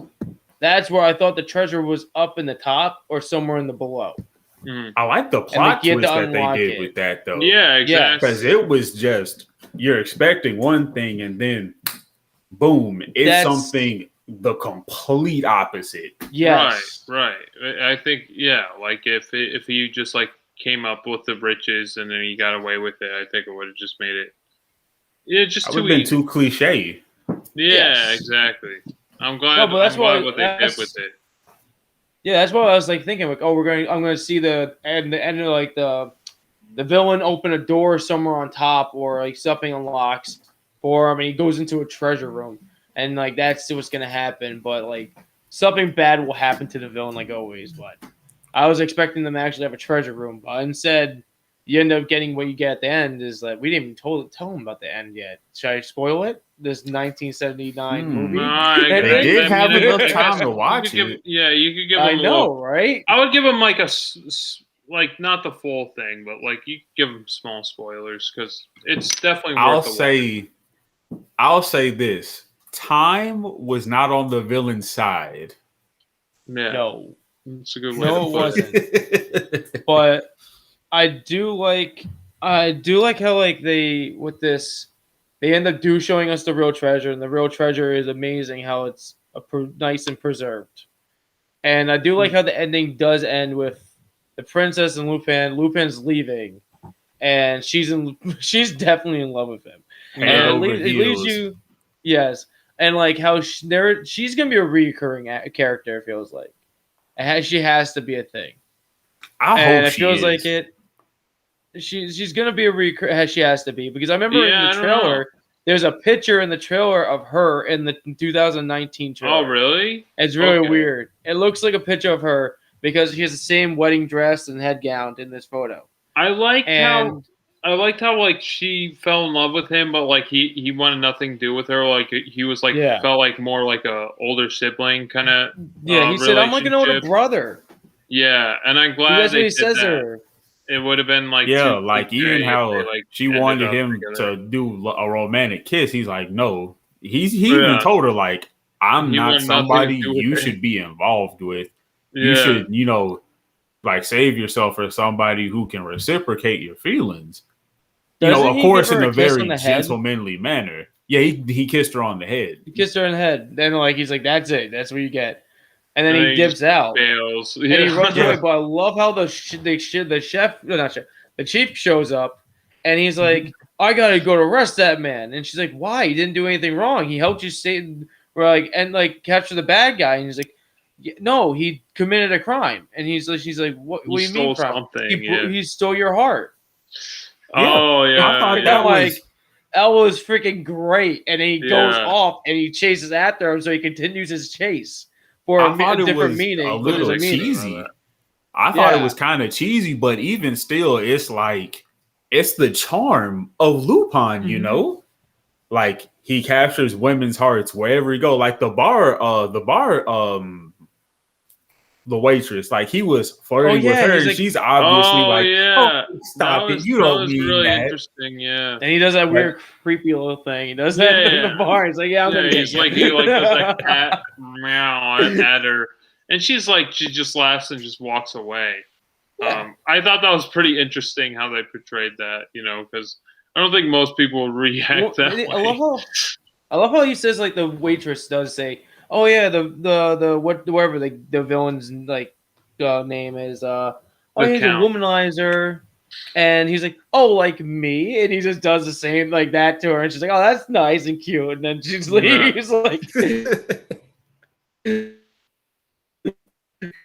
She's like gives the villain like this like disgusting despicable thing of him and like being a womanizer, and then he does that. I'm like, oh, like me, and like that's adorable, cute. It's different from you. Yeah, exactly. It's two different standards. Dude, yeah, it is. It really is because like you said, she's complaining about it, and he reciprocates the same thing. So yeah, I don't know. But I don't really have too much more I could say about this movie. I mean, I definitely want to watch it again. Like after watching it, it just made me want to watch it again and watch more of it. I'm dying to watch the 2019 one for some reason. I saw a clip from that 2019 one, and it looks a little weird with the whole 3D CG animation, but it once again, you look past that, it was like I think a little 45-second clip, but it's like he's in this hallway and he's got to get through like this laser beam defense grid. And so he's got the cane of a gentleman. So he's just running through with the cane. So he's just kind of, as he goes, he's just reflecting all these beams, just kind of, tucking and rolling, dodging, and doing all these different things, trying to make it to the end of the hallway before the door closes on him. And so it looks like he's not about to make it, but he kind of chucks the staff and it kind of holds the door open for him, if I remember right. It's been a while. And so then, he makes it through and, everything turns off. He picks up the cane and he does kind of, I guess it's a familial gesture where like, they'll put one arm down on the cane and he's got a top hat. So he just kind of tilts the top hat down and he says, Grandpa, he's making an internal monologue saying, Grandpa, I'm here to show you what I'm made of. Or he's trying to say, Grandpa, I'm just as good of a thief as you are, if not better. And I'm like, holy fucking shit, dude. Yeah. I'll have to watch Here's part of the trailer that I think that Princess is back and is gonna be evolved somehow into the show in the movie, or they're just giving her like a sneak peek at like there's a photo. Oh yeah, that does look like her. It looks like her. That's definitely her. There's no way. There's no way it's not her. That's the same hairstyle and everything. Yeah. And I believe it's Lupin holding the photo, so like at least we know like he still has feelings of her in a way, or has memories of her. Yeah, he said, well, anytime she wants to contact him, he's available. Yeah. So. Because he is her knight in shining armor. Where he is. Yeah. He never gave her a number. He never gave her an address. He never gave her a pigeon. He never gave her shit. He didn't even give her a damn letter. He just knows his name is Wolf. Yeah, that's it. I mean, I guess so. Maybe he writes her eventually or sends a postcard. Who the hell knows? I would like to. She can hire a detective. Yeah, I would like to see like the other films like from the era, like when this came out, like the first one and the movies and the series after this. Before I watch the new one, I feel like I'm more interested in that animation than the 3D animation. Not saying that I won't see the 3D one. I just want to see more of that. It's really nice. Yeah. And like I love, like it seemed like every frame was animated and like they didn't cut any corners like at all. Like even the backgrounds, like I wanted to like be there. Like when they're leaving, when they're chasing Lupin off into like the sunset, basically like the mountain ranges were so vast and it was just like I just wanted to be there. Like when they're in that field of flowers, when his friend, his partner in crime is basically changing the tire. Like I felt like it could almost smell the flowers. Like I almost touched it. Like it felt very tangible and very real and very expansive. It didn't seem like a very small, narrow world. And if I was gonna rate it, I would give it an 8 out of 10, probably closer to a 9.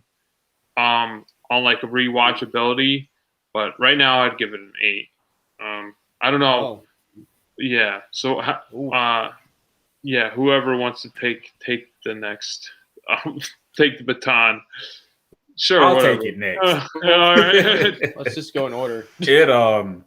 For me, I'd say, rewatchability, like Josh said, I'd say a 9 personally, but that's only because I've seen more of the series and I have more of a connection.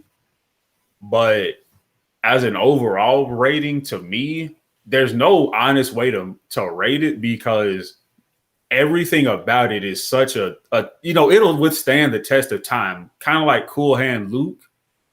And, people 30 and even like 70 years from now, they'll watch this and say, for the time period that this came out, this is sublime. From the score, the animation, like you said, from the mountain ranges, the flower, even like the wind kind of washing over the grass.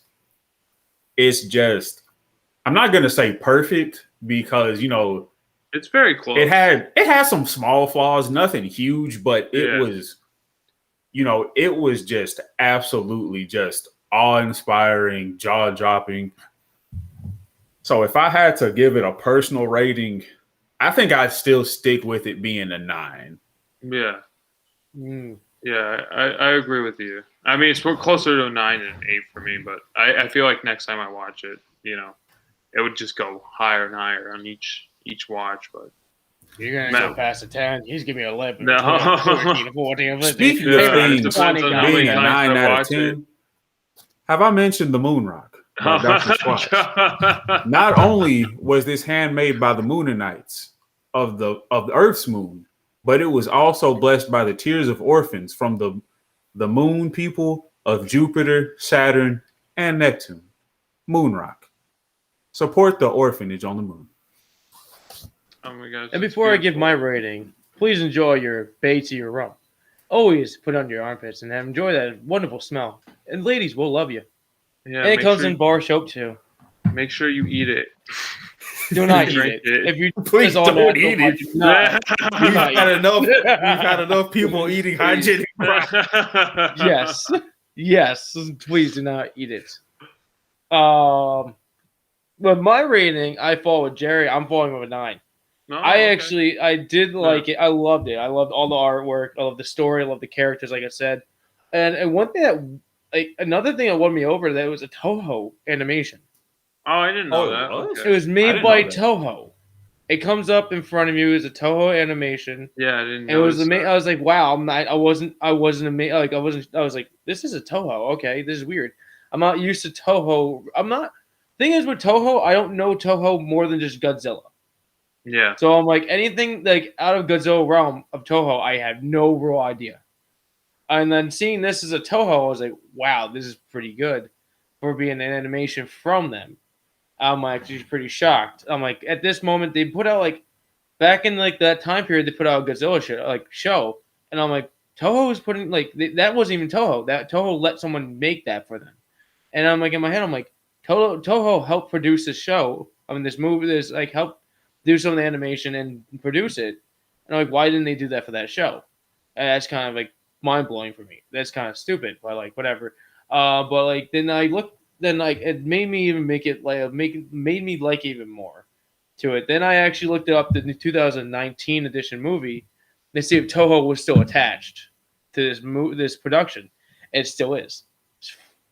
So it's still a Toho so they could make production more if they thing. want to. If they wanted to, yes. But if what Jerry's saying with the guy that made this manga series and the storyline, they can't go any further. What he has left whatever he left written. That's it. Whatever that last book was is last.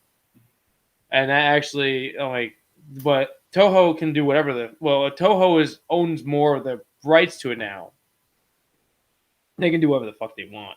That won't stop them. But like Please they continue movies. The thing is, like they made movies for this thing. I looked at it. It was like they made movies like almost every 5 years.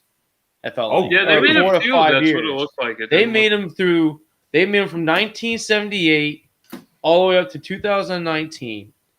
And it was almost every like 4 to 5 years they had it. Even the early 2000s, they had 2003 movie, I believe, to a 2008 or 9 movie. It was they had a congestion of animated show they had and all that stuff. And they had a lot of production. There's a lot of him I would say there's almost over 20 freaking movies.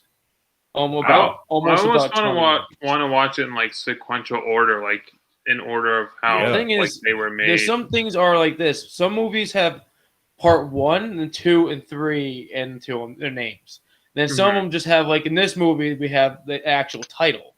And then there's no part to it, so it's weird.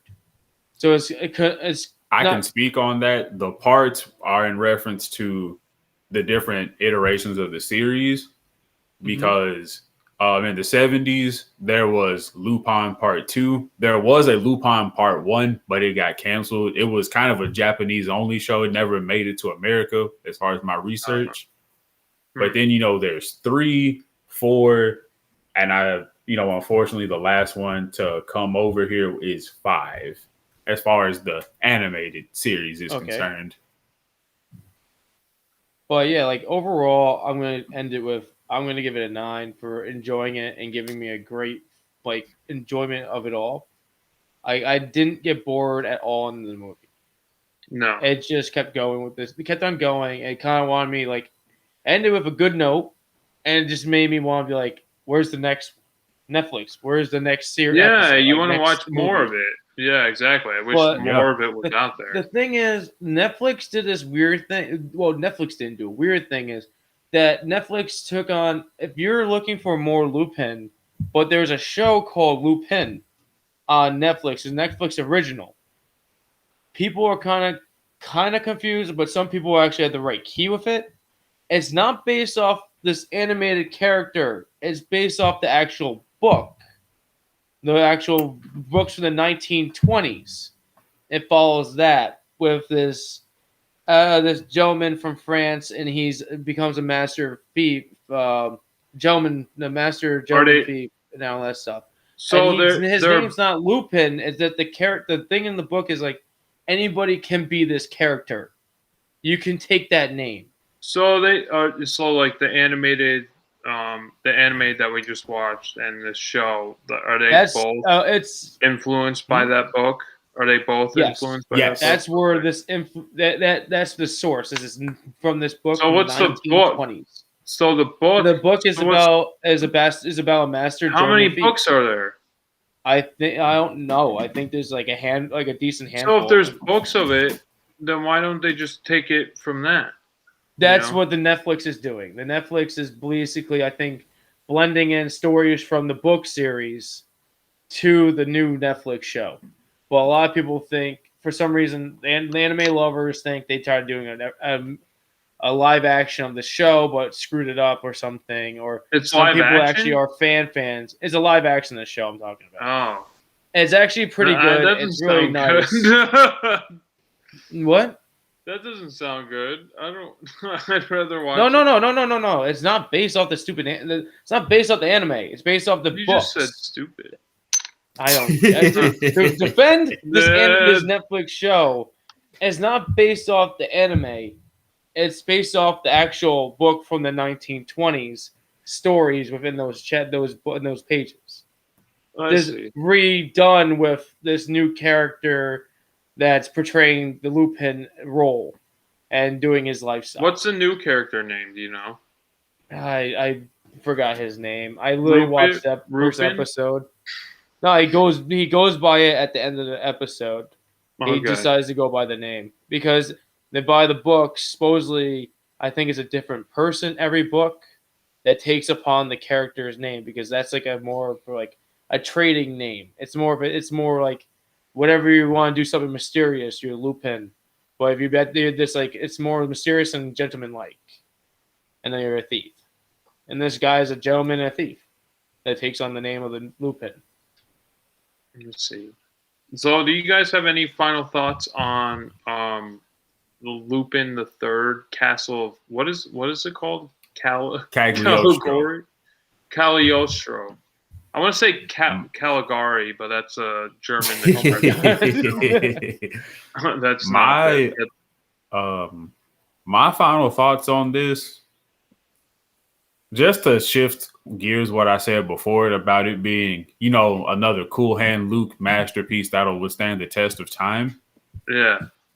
I feel that it's also a great way to introduce somebody to, that knows very little about anime and is looking for something I want something that's kind of, action packed, but also tells a really good and fun story along the way.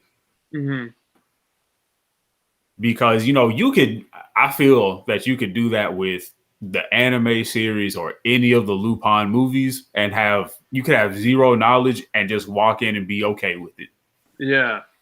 No, I agree with that notion. Being,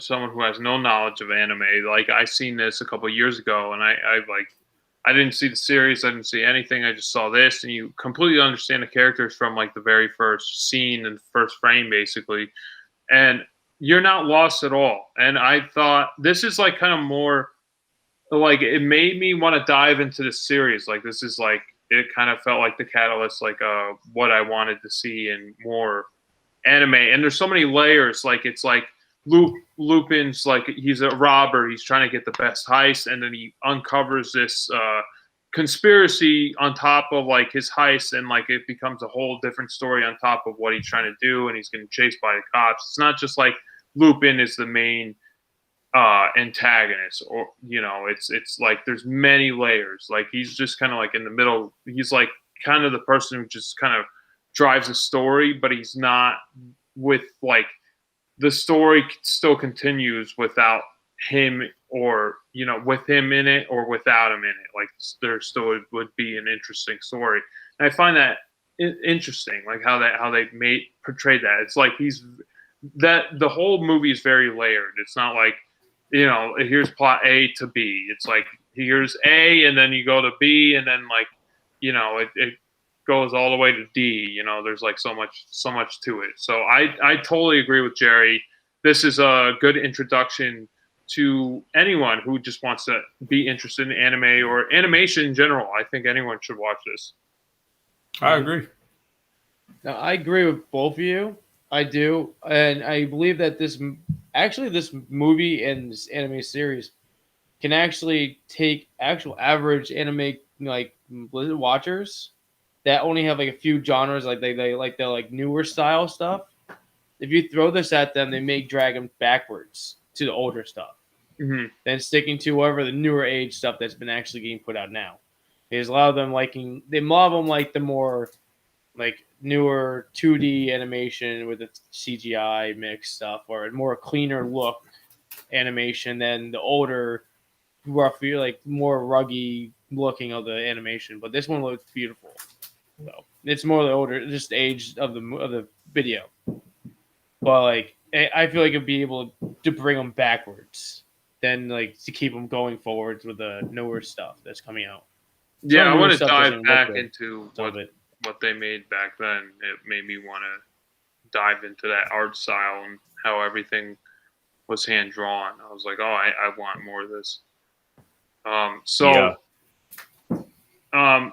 Matt, from my understanding, you have the next recommendation for what we do on BatYard's Finest. Do you have that available to announce? Okay, so I'm gonna drop the next week's episode. It's gonna be the main focus point. It's gonna be Kiss meets the Phantom of the Park. All right. Okay. It's not more. This is like if you're in the older generation, You've probably all seen it. Probably if you're Kiss fans. No, I'm older than you, Josh. I'm old now. No. My birthday's in 2 days. I'm old. It's more. This podcast is gonna be more a reaction than more like how amazing was it. It's more like I want to see your reactions to this because I seen it years ago, and I haven't seen it since I was like around 5 to 8, probably around there. Mm-hmm. It's been a while for me. So me rewatching this is gonna be more of like it's like gonna be like my first time again. I want to see what your reactions to it is and how you're going to enjoy it. With the short, I'm still working on the short. Okay. Well, you guys, I just really want to see what your take is going to be on this movie. What is it called? A lot of Kiss fans were appalled to it. So if Kiss fans don't like it, I don't even like Kiss. So what the fuck am I gonna feel about it? That's what I'm waiting for. Oh no. Yes. So my dad is a super Kiss fan. It's called Kiss Meets the Phantom of the Park. Kiss my ass? That's what it's called. That's it. No, but the sad thing is, my dad was even my dad's a super Kiss fan, and he didn't like this movie. Oh no!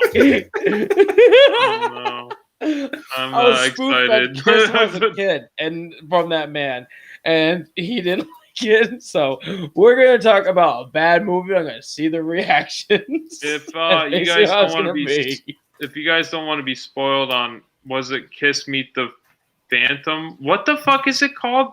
Oh my god, how hard is it? I don't even remember. Kiss Meets the Phantom? Kiss Meets the Phantom of the Park. Kiss Meets the Phantom the sad thing is, I've searched for this movie everywhere and I ended up finding it on Facebook. Is this like I sent you both the links. Is it like Central Park? Is it supposed to be New York?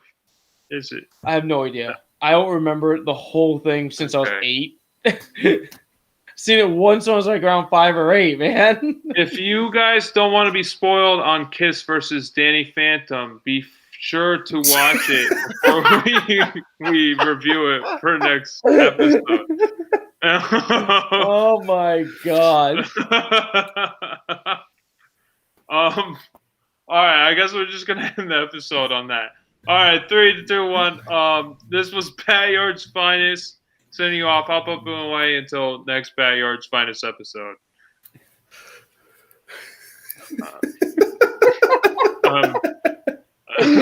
And I'm Matt, and this is... And I'm Jerry, and we're becoming super pals one episode at a time. All right, yeah, we're done. Thanks for watching, everyone. Thank you, T-Pillow. You're my favorite. Bye.